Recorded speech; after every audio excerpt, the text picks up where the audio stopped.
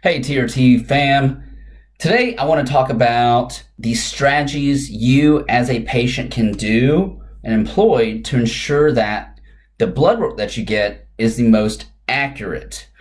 Oftentimes, we aren't told what we should do to ensure that we get the most accurate blood work. A lot of times we're just told, hey, you've been on such and such therapy for X amount of time, get the bloods done.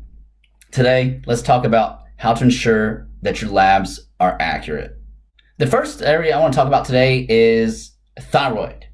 So, without further ado, when you are evaluating for possible thyroid dysfunction, keep in mind it's important to get your hormone levels drawn in the morning, okay? So if you are somebody that lives on a normal 24-hour circadian rhythm, i.e. you don't work third shift, typically the thyroid hormones would peak in the middle of the night. And what literature has shown us is that in normal circadian rhythm pattern patients, it peaks roughly between 2 a.m. and 4 p.m. And then with that diurnal pattern, it tapers off throughout the day, and it tapers off typically between 4 p.m. and 8 p.m.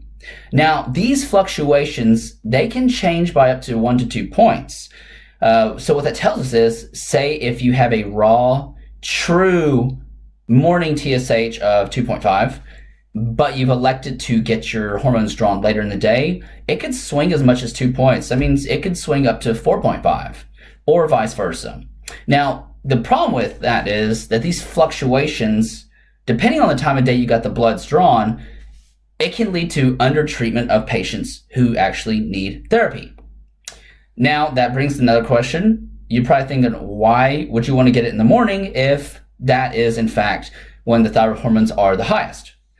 Well, simply answer, that's because sometimes your highest value is still too low.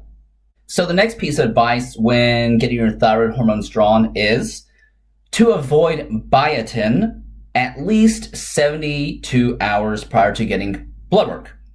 Especially if you're taking 5 to 10 milligrams or more a day, it is recommended to give it roughly about a 3 days cushion between stopping biotin and getting your blood work done. But I've actually read some literature that suggests maybe you should wait upwards of 1 to 2 weeks to allow the biotin to wash out. Okay, so here's why. Because in the immunometric assays, which are the typical tests that are, for the most part, used in obtaining TSH labs, the biotin can actually register as a false low, thus making the TSH look more suppressed than it actually is. What this means to you is it can make the value look quote unquote good, when in reality, it's actually not as good as you would think. Now, on the contrary, biotin can cause false highs in the competitive binding assays, which are the types of tests that are typically used in obtaining the free T3s, the free T4s, and so on. So in that case, it would make you think that your labs are much better than they actually are. Again, we don't want to have falsely good values when in reality, the patient actually needs treatment. Next on the agenda, I want to talk about how to obtain the most accurate prolactin levels possible. In a previous video, I discussed about the physiology of prolactin and how it has implications into sexual dysfunction, but that's beyond the scope of this video. Now, when obtaining your prolactin levels, initially, you would get them done first thing in the morning and fasted.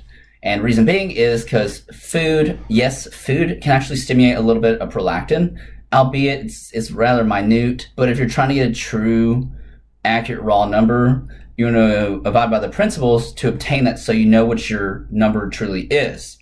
Also, you want to avoid ejaculating or having any kind of sexual activity, ideally 2 to 3 days prior to getting your blood work. Because yes, ejaculation can promote secretion of prolactin.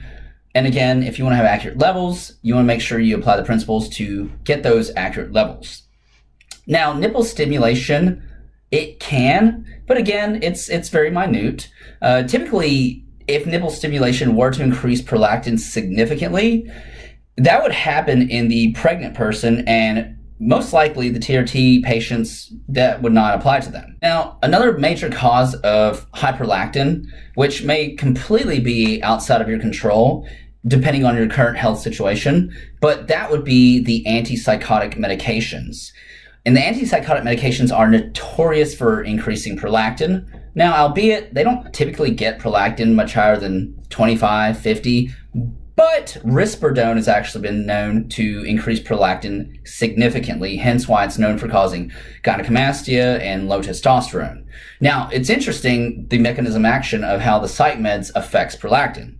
So prolactin and dopamine, they antagonize one another. So dopamine, when dopamine levels go higher, it pushes prolactin levels down and vice versa. Now, the antipsychotics, one of the mechanisms of action of how they work is they antagonize dopamine. So in other words, they block dopamine, they suppress your dopamine levels. Well, in the presence of low dopamine, prolactin levels will increase. Now, a few drugs that may be within your power to control, at least briefly before getting prolactin levels drawn, one of them would be Reglan, which is an old school gastric motility agent. And another one is methyl-dopa, which is an old school drug that's not very commonly used, but it's indicated for treating hypertension. Now, both of those can increase prolactin by, again, suppressing dopamine levels. Additionally, some of the old school growth hormone releasing peptides, those could also increase prolactin, albeit it's very minute and wouldn't really expect it to have any clinically significant effect on the patient. But it's kind of like more as an FYI. Two major conditions that are known to increase prolactin. One would be chronic renal disease and chronic kidney disease.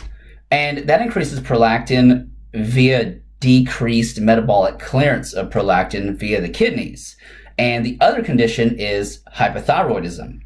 If the hypothyroidism is corrected and treated well, and you got your hormones optimized like they should be, that'll correct the prolactinemia, the hyperprolactinemia secondary to hypothyroidism. Again, these are two major conditions that are known to increase prolactin, but if they are both addressed and treated, then the prolactin will return to its normal values. In the last area I want to talk about that could increase prolactin is stress. So some of the literature shows that it can increase prolactin levels, albeit the higher end that it may get, maybe 30, 40. But you as the patient, if you're trying to get the best, most raw, accurate numbers, things you can do to reduce your stress, obviously good sleep hygiene, meditation, grounding, spirituality, any of those things that you can employ and use on a regular basis to ameliorate your stressful situation, please try to. So again, those are some tactics for getting more accurate prolactin levels. Hope you found these pieces of advice useful when obtaining your thyroid and prolactin values. Until next time, we'll see you.